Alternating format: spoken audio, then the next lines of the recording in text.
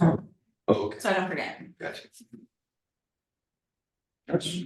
Isaiah Praise. Malachi Simmons. My name is Zane Sickman. Sorry, Zane. Z-A-Y-N.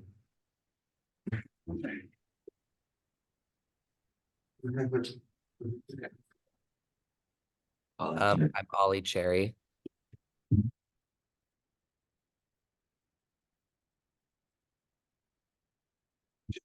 Oh, yeah, it's all drugs.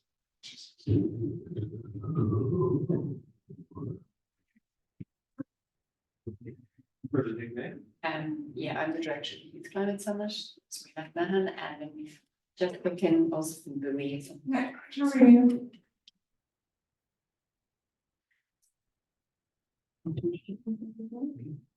Sure, but I guess everybody too. So my name is Nikisha Holy. And I work at the Department of Education. Representing social studies. It's affiliated.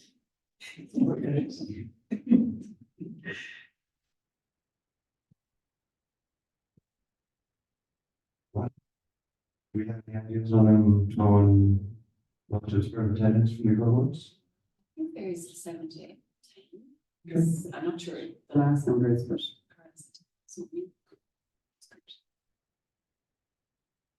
Is it all, are they all from this last cohort or spread I across? think they spread across. It's not that yeah. I think there's also the younger students that don't do the program with me. I think they're also have been included as well. Yeah. Not sure. Hmm? Everybody? Sorry? Everybody not my seats. I think so, yeah, I don't know where, maybe they just haven't tried. I don't know. Anyway, we're going to have a discussion even. Yeah, Because I'm curious, hey, I want to know all about it. I mean, I was going to put you into one of the leadership meetings I had, because I thought, oh, that would fit very nicely with. I'm so busy. I'm sure almost here. Like, I did. Once to a certain point, it's Yeah. hard to get us all in here one I know. at a time, but. I'll be doing a stakeholder Session. and maybe we can look at something. Yeah, maybe one of year round, you can do that as kind of your for negotiation with stakeholder. I think that's another good fit. Yes. Yeah.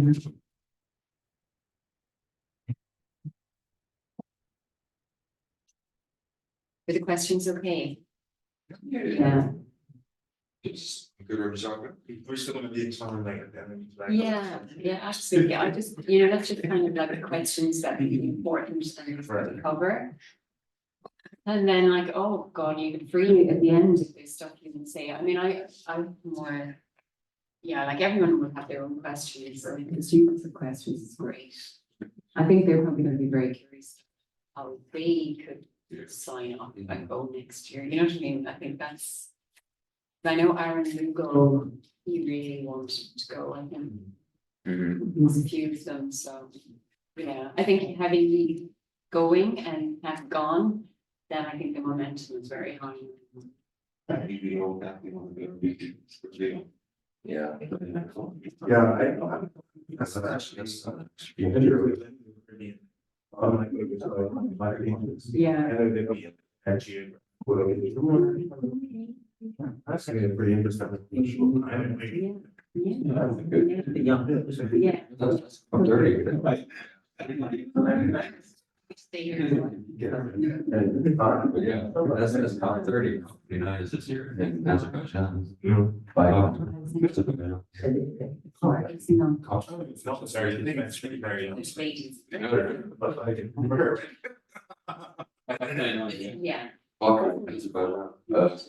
never. That's interesting.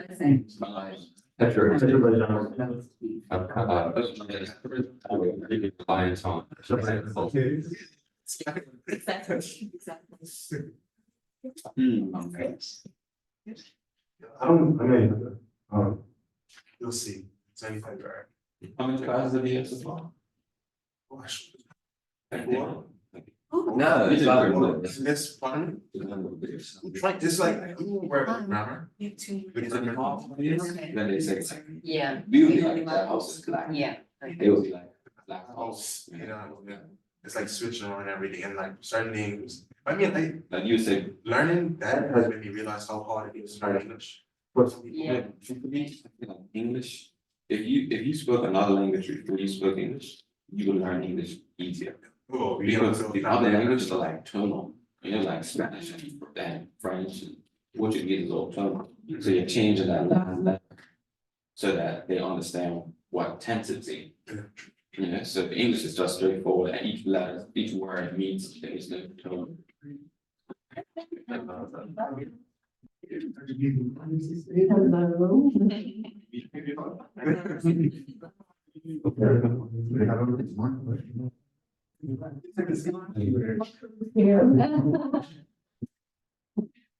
So,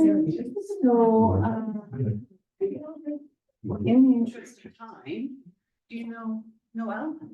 I think she is on her way, present. Okay, well, I know Nikisha she came just for the presentation. Please have a seat. We will be recording and Jessica Bowers is our.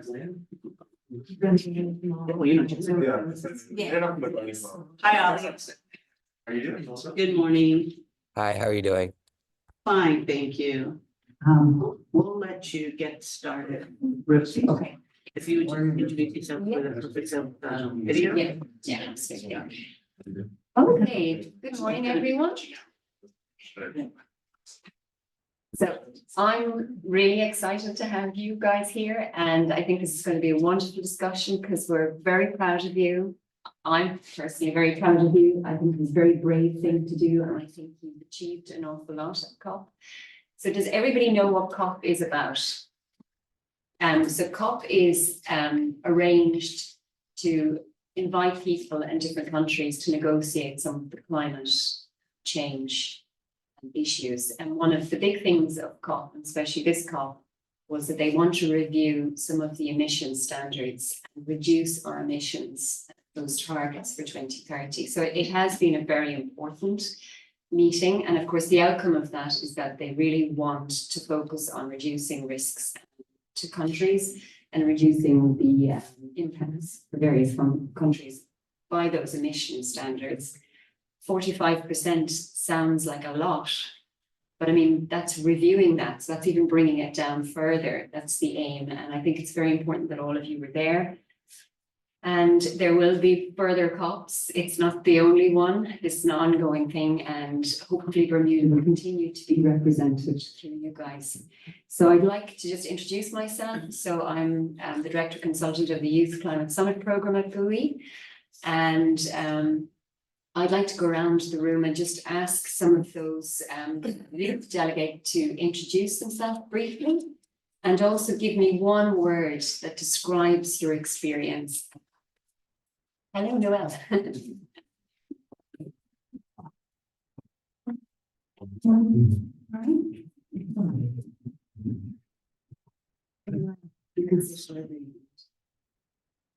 So, do you want to start? Sure. So, hi, everybody. Good morning. Thanks so much for coming along. My name is William Campbell. I've been involved with the Youth Climate Summit from the beginning, chairing the climate justice track. I am focused on resilience capacity building for Bermuda. Taking that in a number of mediums through finance lens, of course, with insurance and international business, with seed investing, and with community service voting as well through Bermuda's Love. This is my first COP attendance, and I've been extended the invitation essentially through our program, Lead Noel, who was kind enough to extend her personal invitation to the Younger platform and to the rest of us as well, and to build capacity for more Bermudians to partake in international events of this scale. One word? One word. I would say constructive. Constructive. Yeah. Okay. Mhm. No? Was someone else wondering nice? Hello, good morning, everybody. My name is Zane Singer. COP was an awesome experience. If I had to describe it in one word, it would be validating. It's very validating to see everybody else, engaged in sustainable, kind of initiatives, mindset and stuff, and just being able to congregate with, thousands of people. Sharing the same mindset as all of us was, very validating. My name is Malcolm Simons, an agriculture engineer. I was also invited through Noel, like the rest of us, to COP28. One word, and I'll put it in two, it's just eye-opening. And I'm really advocating for food security, sustainability on a food scale as well as an energy scale. And I think COP was definitely an eye-opening experience. It changed my perspectives on a lot. And hanging out with on my team, the team that we put together by Noel, was basically an eye-opening experience. We got to share. It was very intimate. We got to learn about each other and hear everybody's point of views. And it gave us all, I think, a bigger perspective on the entire climate change justice. Everybody, my name is Isaiah Fraser. I love to work the youth, and this is also my first COP event. Wow. And I don't know if I can put it into one word, if I can put it into two, which would be mind-blowing. The experience was a mind-boggling because there was so much information coming at me, and so much knowledge that I had to just take in and respect, and everyone had their own different niches and talents that it was really mind-blowing to see that everyone's trying to work for one solution. What about you, Ollie? Hi, everyone. I'm Ollie Cherry. I'm 16. Yeah, this is my first COP as well. I was invited by Noel, and it was an amazing experience, and I'm really grateful to have gone. If I describe it in one word, I would probably say hopeful. Because performative or not, it was really it's easy to feel like things are getting done, especially when the news is covering the horrible things that are happening around the world, and things that are made worse by climate change. So it's really nice to see people that matter come in and say that they care and show the world what they're doing to try and fix the problem. Did you give the word? Hopeful, thank you. That's please. All right, so good morning, everyone. My name is Noelle Young. I am Bermuda's 2023 Younger Youth Delegate. I'm the first female Younger Youth Delegate from Bermuda. I am also a Bermuda Ocean Prosperity Program Associate, and an aquaculture and fisheries consultant, and a two-time co-host of the BVI Youth Climate Summit. I'm not entirely sure what the question was because I didn't get here in time. Sorry for being late. Just in one word, how would you describe your experience? I would say that my experience at COP was equitable. And I feel that that is a very powerful and performing word, especially in this space. We were engaged by a variety of different stakeholders, from other youth to ministers, important dignitaries, as well as, I'd say, just members of the public. We were involved in a variety of different organizations. These guys didn't get to see about 50% of the stuff that I did, because a lot of it was through my youth delegate sponsorship, and being contacted by email, WhatsApp groups and things like that. So through our ideas, we actually contributed to a whole bunch of different policy documents, as well as about 12 different youth groups, from McCoy to Younga, and a variety of others, all of which are UNFCCC and UN recognized. So Ollie, I'll start with you. The question is, what motivated you to join the Bermuda Youth Delegation? I think this issue is something that's really important to me, and it matters a whole lot more to all of us because we live on an island that's so vulnerable to the effects. A lot of the main things that are going to come out of climate change are going to impact us disproportionately. We're going to see worse hurricanes, sea level rise, agriculture shortages, which will drive our cost of living up even further. I also think, I just think it's really important for us as Bermudians to be the ones that are going to stand up because we're the ones that are going to feel it the most. And even though we aren't the number one polluter in the world, even if we aren't the country that's creating the direct problem, I think we all have a role to play. And if we're not going to stand up and say this is what we need to do and show exactly what needs to happen, then we can expect the bigger polluters and the more powerful countries to do the same. So what motivated me was feeling frustrated by a lack of ambition in plans in government and worldwide. So I really wanted to stand up and say, this is what needs to happen. This is what needs to get done. And take that to a level where that can really shine. Thank you. Isaiah, how would you think your participation in the Youth Climate Summit prepared you for the experience of COP, and in what ways did it contribute to your engagement with climate-related initiatives? So YCS really gave me a knowledge base to stand on while I come. It provided me with knowledge and information that I can use to relate to the people that's out there. So projects that we did, like the solar projects and the reef potential projects, things that we did, like hands-on projects, I used out there to relate with others to say, oh, you was doing this, I was doing this too. And then we could correlate and we could talk about it and then share ideas of different ways we did things, failed or succeeded. And I could bring that back to Revita, and that really prepared me. That's wonderful. Noelle, can you share some of the highlights or memorable moments? I'm sure there's a lot of them. From your time at COP. I would say the first highlight was our arrival. So we were actually greeted by the Younger Youth Group. Their entire team came over. And our connection with Younger was pretty spectacular.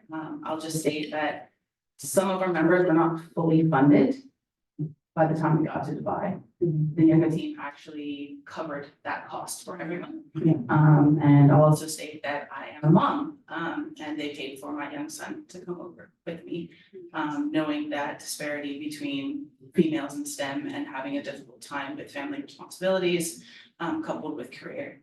Other highlights, I found it really interesting that many people considered us Commonwealth before they considered us Bermudians. And I think that was a very bold statement for all of us once we got there and kind of realized, hey, wait a minute, Bermuda kind of doesn't really exist out there on that global scale. So we represented as islanders, of course, but most importantly, we represented our king, technically. So, and he himself was at COP this year. So that was it was a very cool connection for all of us. But there, I could go on and on about all the cool stuff, but there's a lot there. So we'll continue with Zane. I think you probably have some other ideas, but how did you feel the experience influenced you personally, but also professionally? I would say like, the symbiotic relationship between like personal growth. I feel like, through my business, I actually kind of disbanded St. Darcy's a couple weeks before I left to go to Dubai because I felt like I was kind of chipping away at an iceberg, And I kind of took a step back to look like, what can I, instead of panic guard as one by one working with these projects, I feel like there was a higher calling. Yeah. And it's always the same, like, how do you eat an elephant, one bite at a time. And I was like, what are some, I guess, strategic moves I can make through the connections that I have, the connections that allow us to kind of like participate in bargaining law. And it just kind of like overall validated my, I guess, newfound mission of like, just kind of advocating for like all the kind of siloed initiatives happening here in Bermuda. And I think kind of connecting my professional growth through my entrepreneurial endeavors and like my personal ambitions, kind of like help these organizations when I kind of get involved, like sustainability. I think it's on those sectors. Yeah. So I think that's what's validating to not only get to, meet these guys, kind of get their inspiration. I mean, Yeah. Malachi is an entrepreneur, Noel's also States, all these guys work with the climate summit, so it's like, it's just some interconnected. It's a boosting. Yeah. Yeah. William, how do you think, because we spoke about that before, you know, languages and people from different countries and different perceptions of Bermuda, but how do you think you collaborated with other youth delegates and delegations from different countries? Well, we were fortunate in not only having personal connections between ourselves. Some of us courtesy of youth climate, courtesy as well of our independent ventures with climate space. We also had some connections already from visiting activists who came down to speak with us at the Youth Climate Summit too. These folks as well were instrumental in a lot of our networking and capacity building. So the same folks that we were talking to while we were here at Climate together, we were then collaborating with and meeting up with again in Dubai, building bridges across the other institutions and organizations they're involved with globally that we here in Bermuda don't really have access to, or don't really see Bermuda as a stakeholder, or just again, as Noel highlighted, we just aren't on the map for it. So really crucially, what the Youth Climate Summit has partaken in and ushered forward for us is this understanding that the space that we're working in is collaborative. And that all of you guys who are here and have been involved with the Youth Climate Summit, you guys are our partners too. And you guys are important, necessary, and significant stakeholders in how we construct a better climate space, the jobs we create for our futures, the island that we're on, and how best we protect it, and what we want to make of it. Again, we're all part of the same team here, and the more connections we build, that is really what we were looking and have done and continue to do in this space. And it's that personal connection, isn't it? It's that, opportunity to meet them again. And Noel, so what role do you think the Bermuda youth delegation played specifically? Well, our main role overall was fact finding to be able to bring information home to. But during COP, I'm not gonna say we were kind of rebels, but the best way to put that is that we highlighted disparities, of course, being a small island nation that is going to be most impacted by climate change. We already are. But we voiced our opinions, and it was very interesting who listened to our opinions. So in many cases at home, we're used to other youth kind of listening in. We're not so much used to governments and adults listening in. But with our interactions at COP, I can't really describe the amount of interest that other people had in what it is that we wanted to discuss. So overall, I'd say we represented island nations and youth equity for Isaiah, feeding off that, I mean, do you think it's important that young people really turn up? I think it's important for young people to come to every global event, not just COP, because the youth have a voice and it needs to be heard. And COP is a place where they can have a voice. COP is a place where, like Noel said, that not just the youth, but the adults, government, and people of higher power actually listening to their opinions. And when those opinions get heard, stuff can get done. Yeah. Just really quickly, I thought it was absolutely amazing that Isaiah was out at COP, and he had an interest in renewable energies, and literally had like an international delegate from, I can't remember what Asian country it was, come up to him and ask him, what does he think and what are his ideas? And that's an official with a Luzon pass that's making policy. Who's then, of course, able to take Isaiah's ideas and put them to the whole COP constituency. So that was really Malachi, when you think of the challenges, or obviously it wasn't all, I mean, it was challenging to go there for you. It was your first time. What do you think, like, was there any unexpected experience that you had during the delegation involvement? I think Noel mentioned a few. think it started with just trying to get to COP. Yeah, That was a big challenge for all of us, I think. Some of us a little more than others. One of the unexpected experiences, again, that I had mentioned that the younger group basically funded some of us in the start to get us there. Because we weren't all fully funded.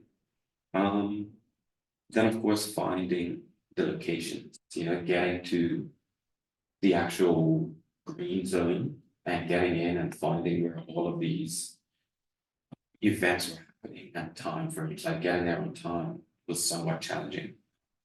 And then, of course, not everything was in the green zone. We definitely got in a taxi once and went to the green zone thinking we were gonna get to this event, and it was like on the other side of Dubai. So that was yeah. another experience that we really weren't, I guess, prepared for. Yeah. If anybody's talked about it, but the jet lag was something that we definitely Okay. had to get used to. Yeah. 8 hours or 9 hours difference. We have a whole album of Isaiah sleeping in strange places. Oh. It's definitely To be shared. And I think that was, finding out the location, the jet lag. I mean, we were sleeping at like 5 in the morning and then waking up at 7 to make 8. It Yeah. was, Yeah. but yeah. It's quite challenging. Noelle, we sort of covered this already, but where do you think there was the primary environmental or climate issues like that you covered? So what were the sort of the topics that you tended to focus on? I know you mentioned that you're covering the small islands. Like, was there anything specifically that you kind of focused on, or was it just a broader?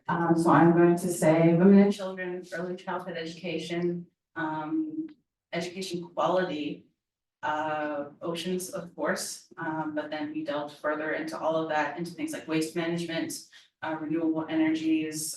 If you essentially look at the sustainable development goals. Yeah. We hit on each one of those. It was a broad spectrum.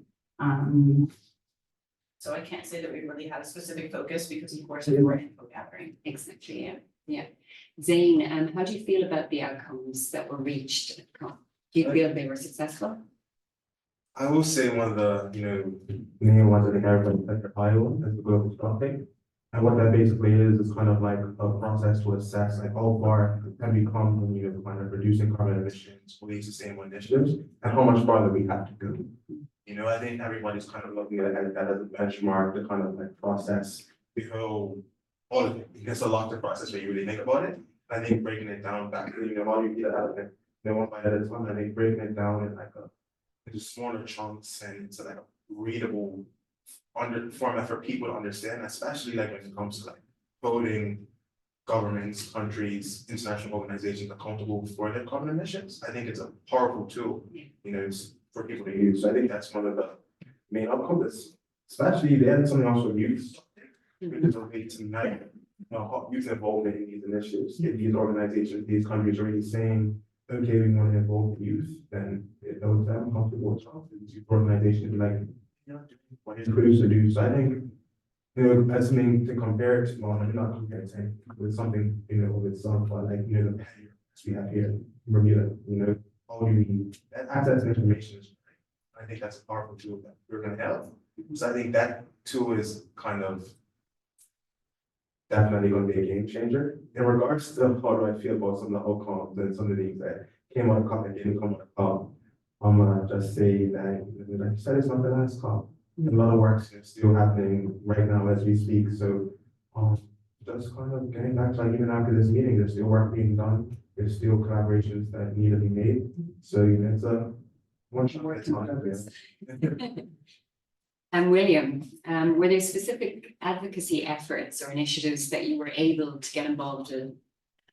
Yeah, I would first kind of second by saying, echoing Noel's sentiment in that our very active being there as Bermudians, as a first-time representative of this country, global event of this scale, was in itself an act of advocacy, because as Noel stated, we don't have a voice at these places until we take a seat at the table for ourselves. And the very act of Noel even extending that invitation is an act of opening up that door and voice to us all. So this in itself, and participation in this and the engagement of us in Bermuda with this his advocacy on our behalf. There were initiatives that we were engaged with other meetings that were also in this space and working out there as well. Am I at liberty to divulge the nature of that project and stuff now? Okay, so we were also participating in the awareness around JP Rouge's launch of an ocean plastic tracking organization, which again will demonstrate, as has been most said, that a high rate in the 90th percentile of ocean plastic that washes up on our beaches doesn't come from Bermuda.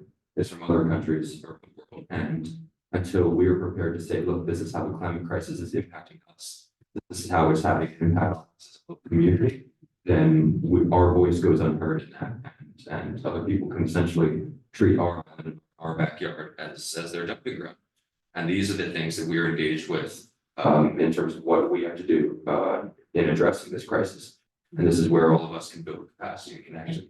All of our engagement with the other outside organizations, civil society groups, other advocates, government groups, activists, is around building these networks that all of us can participate in building the solutions for them. So again, as these guys have said, it is one bite at a time, one step at a time, but this capacity building that we're doing now and connection building that we're doing now is essential for how we go forward in tackling these problems. So for fact finding and networking, Yeah.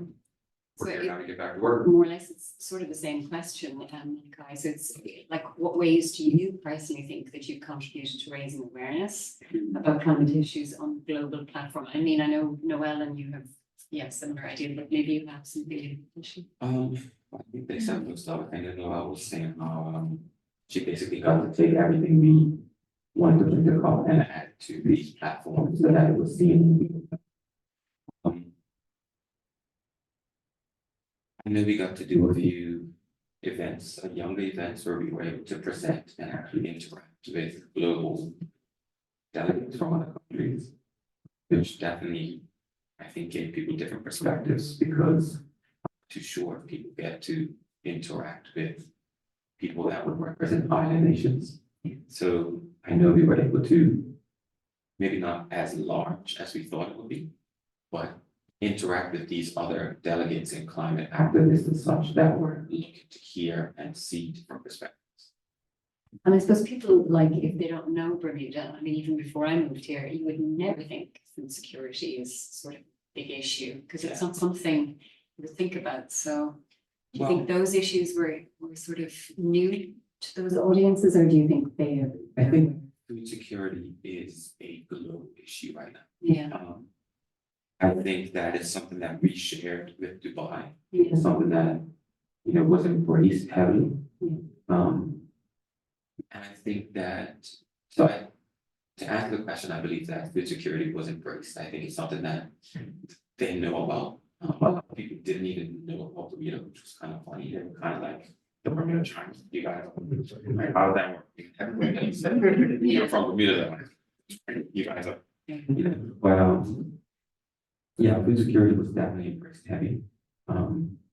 We were trying to see a little bit more of it. There was actually an exposition at the green zone of food security, which was breathtaking. Where they were taking like water out of the air. There was some really big, big investments, but also large technical advancements in that area. So yeah, it's something that they're really taking on. Something fantastic. I can briefly give you back. Yeah. This was actually despite it being the 28th COP, so 28 years running, this was the first one that highlighted food security as a major concern. Despite that being one of the most kind of pressing issues within the climate space, what are we going to eat if we have crop failures?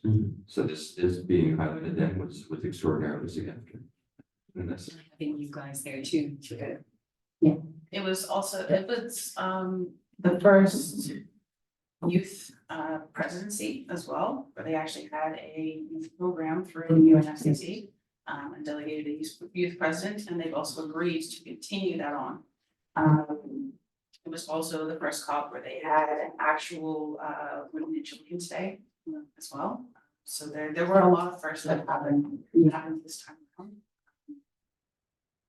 And so we actually contributed to a lot of the youth policy that was discussed, and we helped to overturn some decisions. I know I haven't informed these guys yet, but there was actually a letter written by Time for Better that included some of our suggestions to the decisions of the 1.5 degree change. So essentially, we already know we're past that point, we're past 1.5, the agreed degrees of Celsius that we wanted to stay under. And in that, we helped Time for Better to create this letter, send it into the COP constituency. And they are now kind of revamping the fact that we are over 1.5 and we need to reconsider more, I should say, harsher alternatives. But But that's important because it's your future and a letter like that is very powerful, especially on a political platform. Ollie, I have a question for you. From the lessons that you learned, I mean, can you share some of those experiences you had? So what lessons did you learn from your experience, both personally and as part of this delegation? Well, I think it's a lot of things, really. We spent a lot of time listening to a lot of really intelligent people and people that had a lot to offer. There were, presentations on charities that were working to bring renewable energy, companies that were developing new technology that would help certain communities. We had certain talks where we learned more about leadership skills and how to present ourselves and how to better get things done. But also as a group, I learned how important it is to get things done together. I think we were able to learn a lot and absorb a lot and be involved in a lot together. So it was really cool because this is a place where everybody's bringing everything that they have. This is like the hub of knowledge. So it was cool to experience that and be there and absorb it and take it in. Yeah. Malachi, do you think that this initiative has sort of empowered your peers here in Bermuda? I definitely think that it's empowered all of the delegates. Yeah. I think that people are still waiting to hear what we've taken from COP. It's given us a voice, it's given us a platform to have events like this, where our voice is actually heard. It's definitely opened a lot of our eyes, and I think, speaking for myself personally, it's made me realize that the only way that we're going to make any change is if we are part of the change. So we have to be able to get ourselves in rooms like this. People are looking to hear us or make ourselves heard, because at the end of the day, it is our future. It's where we have to deal with the problems of the And Zane, is there any specific insights that you've gained? Obviously, we're speaking about that fantastic exhibition they had on food security, but was there any other ideas or initiatives that you experienced that you think could be applied here in But getting back to the first thing I kind of said here, about how validating it was. Yeah. To just kind of see other people. I think we've all kind of echoed today is the big four really is together. I think in Bermuda, a lot of these kind of initiatives are happening in Bermuda. And that's just not the big borders, but it's gonna take sort of participation, cooperation, taking community. And I think that's the only way forward, right? We're kind of all not on the same page, that's possible, we're all working toward these initiatives, these visions together. But I think kind of just that sense of unity, we see it in some other audiences, right? Yeah, that sense of community and kind of that strong one together. I feel like we're building that. Definitely in our delegation, we do YC actually these kind of programs we have that within ourselves, but when we talk about larger community, I feel like that's lost. So I feel like until we really kind of get all these people in the same room, in a larger room, kind of working towards these initiatives and just, drawing on the process much longer than it has to be. There's amazing initiatives already happening, and in the islands, and in our region.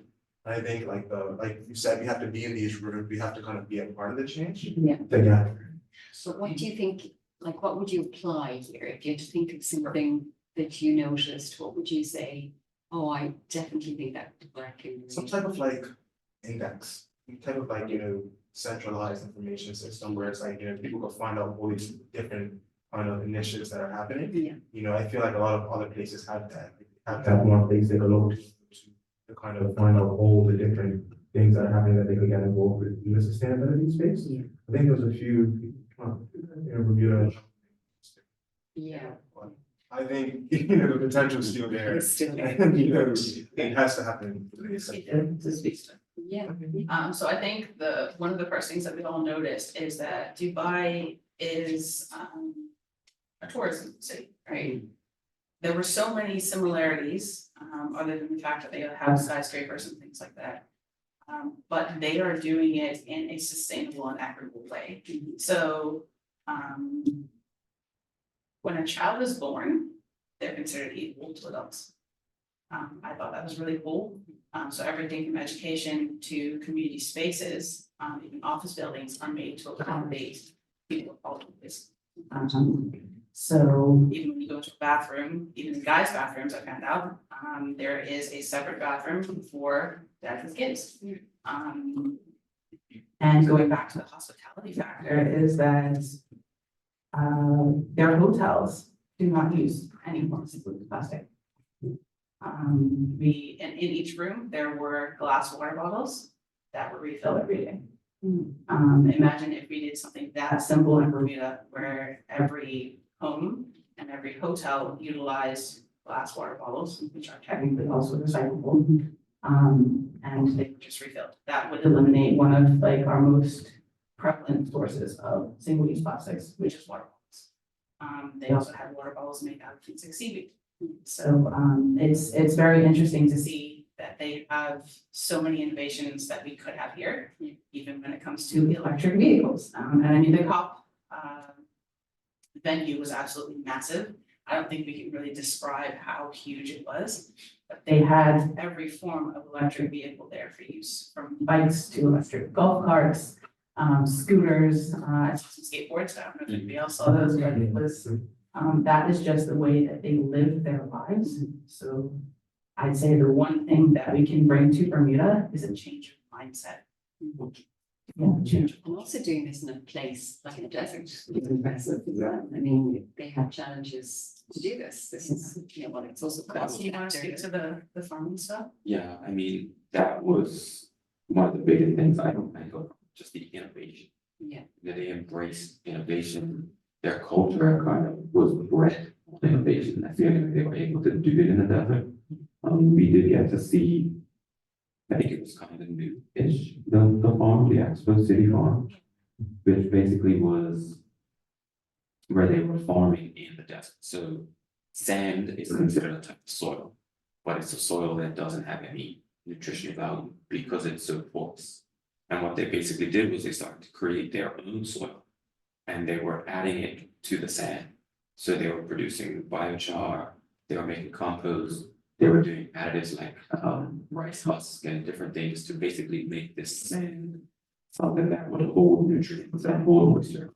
And they were growing in the desert. They also had some cloud seeding. I don't know if anybody knows what that is. That's basically where they, in essence, make these clouds or create clouds, not even create clouds.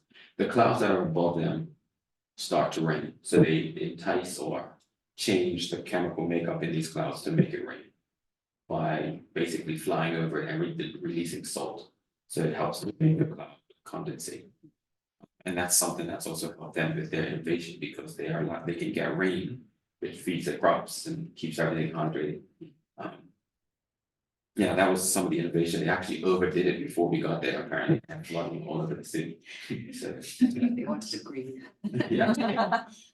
Isaiah, do you see yourself participating in a similar international event in the future? I do see myself participating in hopefully multiple international events in the future, because I'm just starting, like, this is my first international trip just to learn about climate resources. And so I really want to go to COP28, which is in Brazil. And then there's also, while I was out there, I got in connection with a group of opportunities. It's a WhatsApp group, and every day they're sending new things, new that, opportunity here, opportunity there. So like Canada, Africa, all around the world. So it's a simple sign up. So if I can get into those and speak and present Bermuda, my YCS, myself, in an international way, that would be great. So I do intend on going to more international events. It's good to hear. Quickly, I just want to note that most other countries have already started their youth climate delegate programs. And about 50% of them have already chosen the representatives that will be going to COP at the end of the year. Our government still has not had a debrief meeting with us. We have finally, as of this week, been able to schedule a debrief meeting at their request. They requested this meeting, so hopeful that we are going to be able to push this forward. And at least be able to get what are called blue zone passes for whoever the delegates will be attending COP at the end of the year. So essentially, a green zone pass is great. It allows you into the event. It allows you to view about 70% of what's there, and to be involved in a certain amount of discussion. A blue zone pass gets you into the venues where all the decisions are made. And that's why it's really crucial that we have some type of Bermudian youth representative in the blue zone. I'll say that our government tried their best once we got to Dubai to try and get us blue zone passes, but it was far too late at that point in time. And so I guess that's, the next question was for you, actually. I guess that translates into what you're saying, that preparedness and what actions you take for the next year and for, Ollie, this is for you. So what advice would you give to other young individuals? Because we have a few here that would be very interested, I think, to go to COP. And what advice would you give them in getting involved in such advocacy and getting involved in such conferences? For me, the way that it kind of worked out for me was I was involved with YCS for 2 or 3 years. And then as I was finishing, I was doing an interview with Noel, and from there kind of led to learning about the event and ended up being invited. But for advice, I would just say everything that you're doing, give it your all, and take the initiative to take the next step. YCS is a really great program, and it gives so many opportunities for you to learn from a huge variety of ways. You're going to Nonsuch Island, you're going to learn about sustainable food operations in a hotel. You really have the ability to soak up a lot of knowledge and learn from a lot of really great people in the industry. So I would just say give it your all, take the initiative, and try and learn as much as you can and be involved with what's going on as much as you can. So William, that comes to the last question I have for you, but what steps can young people take to ensure that they could secure an invitation to come? Well, I'll first start by saying that we intend to continue this group's organization and collaboration in this space. This is a group of Bermuda youth delegates that we intend to continue pushing for more Bermuda youth to go out to these events with.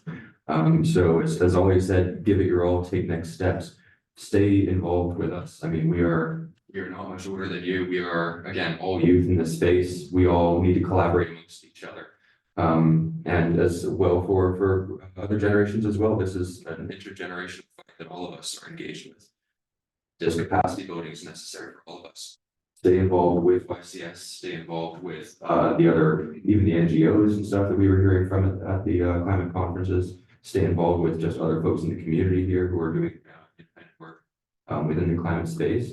And keep asking questions, keep asking how you can be more deeply involved. If you have interests in any particular area of something within climate, talk to us about it, because we would love to connect you guys with other folks in the community and around the world as well, who can potentially help you with your ideas and what you want to get done. If you don't know what that is yet either, that's fine too. Talk to us about that, see what we can work together on. We're going to continue working and trying our best to work with the Bermuda government to get Louisville passes organized and to get a solid governmental base and of support behind Bermuda youth for going out to these programs.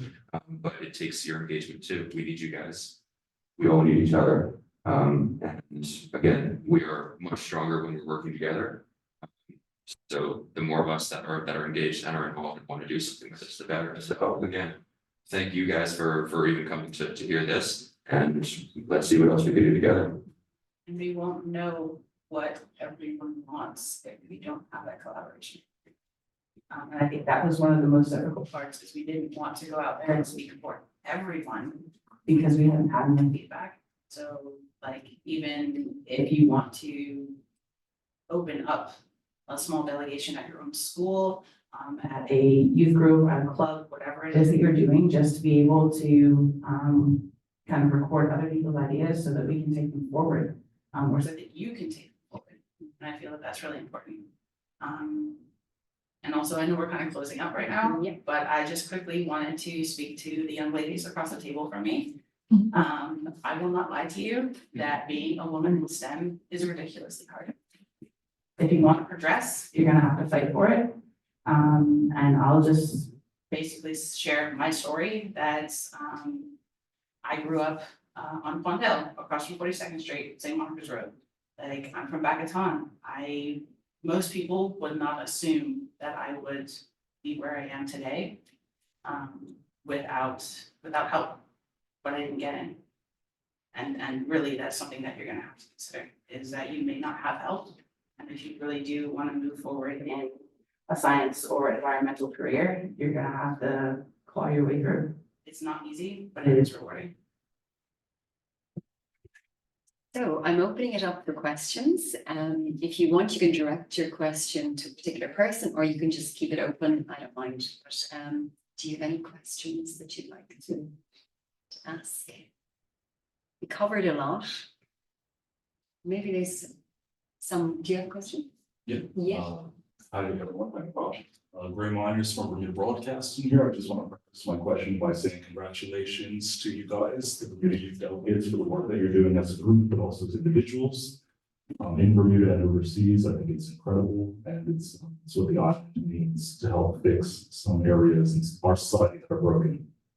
About 3 years ago, I attended COP26 in Glasgow, Scotland, and one thing that I really noticed, and to play devil's advocate after that, is that there was a major disconnect between the general population and the people in power who were kind of creating these policies, and the financiers who were able to put money behind some of these initiatives that they're pushing forward. I remember being in a cab and seeing a lot of commotion on the street and realizing it was a protest of young people being led by Greta Thunberg and people of that nature, while the political bigwigs were inside, having these important talks. And the disconnect, again, was very real.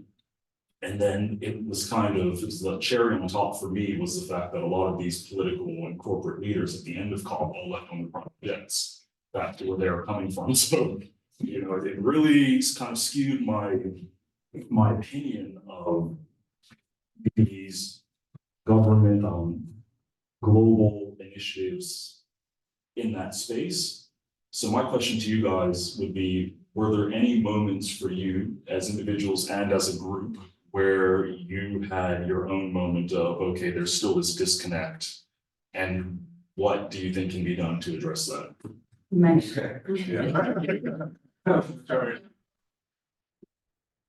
A great example of that is that many of our Caribbean nation leaders left before Ocean's Day. they weren't there. They were not there to discuss policy. They were not there to champion for us. And I think that was kind of a somber moment for all of us. And it felt as though in some cases, the national news never lines up with the international news. So I'll just kind of leave that.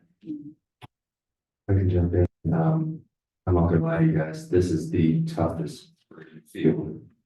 Like this is heartbreaking, like we are dealing with ecological collapse, we're dealing with, I'm sure you guys are aware of the doomy perspective with it.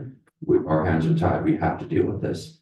The entire thing is riddled with a degree of doublethink, even in knowing that we're flying in and spewing a ton of carbon emissions into the air just to get to a conference where what we can do for the environment.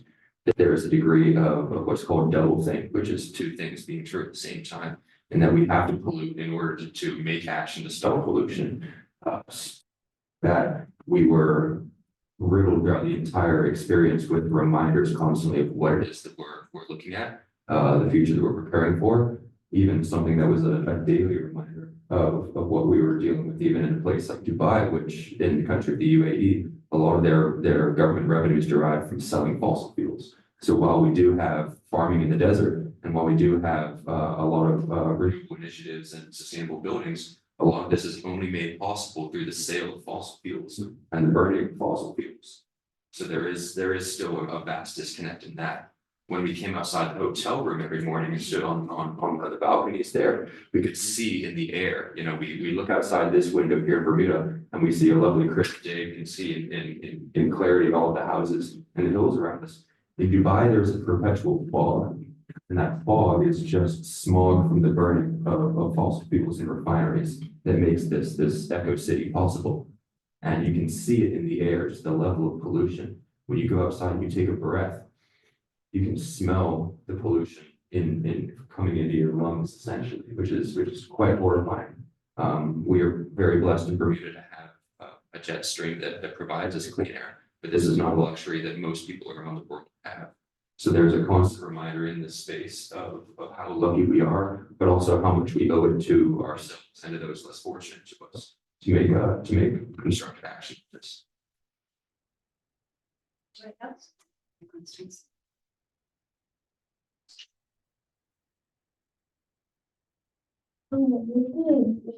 Celebration, because you know, said that you were having a meeting with the government and stuff.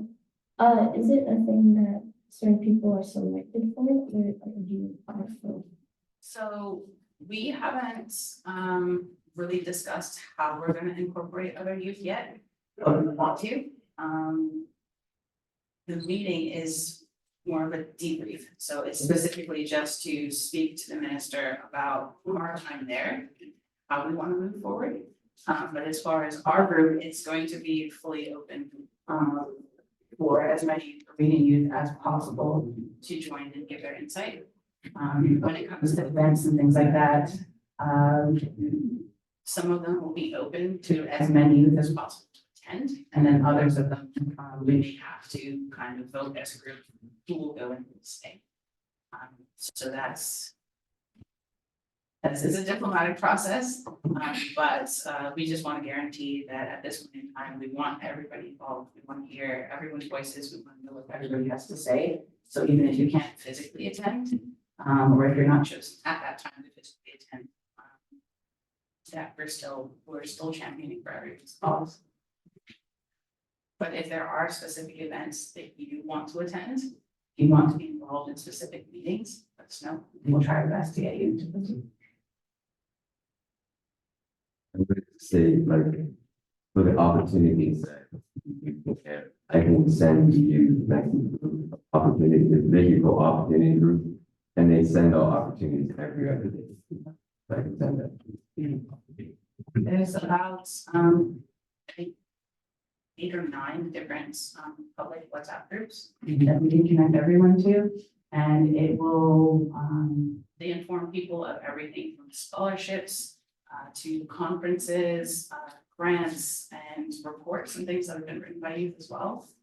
Statistics, all kinds of things that generally we in Bermuda would not have any avenues to receive.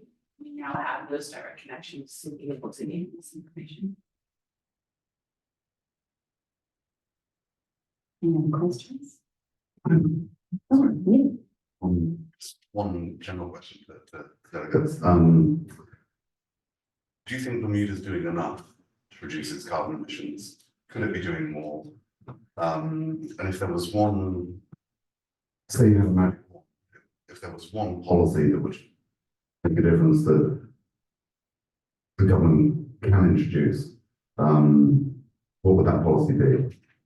And do you think the government's listening? So. No, yes. Youth equity would be the most important policy that they could potentially make. So, there's a big difference between equality and equity. A lot of people don't know what that is. So the best example of that is you got 3 people from short, medium, tall, standing in front of a fence, right? That's not equal, right? If they can't see over the fence. Give every person a box that's the same height. Some people can see over that fence and some can't. And that's called equality, when you're giving everyone the exact same thing. Equity is when you give short, medium, tall people whatever size box they need to be able to see over that fence. Our government is not doing much in the realm of youth equity. They're at this point, they're at the level of beginning of equality. But the main reason that youth equity is important is because if you're not championing for your future, if you're not actually listening and creating policy to have those that will be most affected and most likely to be in charge of your country in future, those opportunities, the education, everything else that goes along with it, Bermuda can't fight this fight. There is no way that we can have a thriving economy if you don't have youth that care about the country, because they've never had the opportunity to be involved. Can I? Yep. I definitely think that. Because one of the biggest issues we have in Bermuda is that the youth aren't heard. There's a disconnect between, I'd say, the adults and the youth. And I think there's an even bigger disconnect between the government and the youth. I think that one of the things that we have as a culture in Bermuda is that you have to work your way up the ladder. And I guess it's kind of like, I guess it, you know, in essence, it makes sense, but in another essence, because you send us away, and I say that as a whole, get sent off island to study. And we come back with all this knowledge and all this information that we try to give to either the job that we're working in or the island. And the response is, well, work your way up the ladder. Okay, how many times, you know, we did everything we had to do. We made the sacrifice, we left our families, we probably also probably be at home with mommy and daddy and enjoying gifts and quote unquote meals and everything else. And we've left, our family made the sacrifice for us, and we made the sacrifice for the island. And we're not heard when we are here. So little things like, yesterday I was having a conversation and there was a gentleman who was talking about cold storage and how he has to bring in generators, which we all know are not sustainable, to, you know, make sure that his business has redundancy in cold storage. And I simply said, well, have you looked at underground cold storage? And he stopped and had no idea what I was talking about. And it's just an underground bunker that maintains your temperatures at, you know, it's a cold storage, an old fashioned cold storage. And this guy was maybe in his 50s, you know, so I think that the biggest thing the government can do is give not even youth, but people that have taken the time out to go away and study and get the education and the experience and the knowledge, to have a platform to give that knowledge forth. Because if you don't hear about it, then you're never gonna know that there are other options. And that's why so many of us are leaving the island. So This is the biggest, sorry, there was a report taken for this new education reform things going on. I do sit on one of the committees for the Senate. The biggest complaint from students is that they are not given the chance to show their competencies in Bermuda. And that if Bermuda is not going to allow them to utilize their skills and talents, they don't want to be here. Many of us don't want to have to go away and potentially study STEM to have to come back and take a job in finance or insurance. We would rather go somewhere else where we are valued. And I know several of us have gone away to study. We've come back and many of us are given timeframes. We're giving timeframes. So for example, I'm giving 5 years. If I don't see any changes in Bermuda within 5 years, I have to leave for my own mental health, but most importantly, for my family. If I can't financially sustain myself, yes, I have a child, but also a lot of people forget that you grow up. Yeah, and I Our think parents grow up, and we have it's adults to take something care we of as can well. continue, because the good thing is we're not over, this is not over, we're going to have a little networking out here and you can enjoy some refreshments. I think the goal should be to not have a brain drain, have a brain gain in Bermuda. And I think thank you very much everyone for your involvement. I think it's inspiring, I'm inspired, and I'm delighted that you went. I think it was a brilliant achievement. So yeah, and thank you for coming to listen. I just wanted to say that we will have the Fairmount Southampton open sometime in the near future. And there was a comment about containers. Maybe we can encourage the Fairmount Southampton to get rid of all of their reusing of paper materials now while they're in preparation. If I can briefly touch on that, there's a lot that all of us can do. I think the key message out of what the delegates least presenting is that we need to be able to speak together candidly about this and to collaborate and create these solutions for each other. And that it is something that has to be done. Fully agree. Let's talk about it and let's do it. Let's get to it.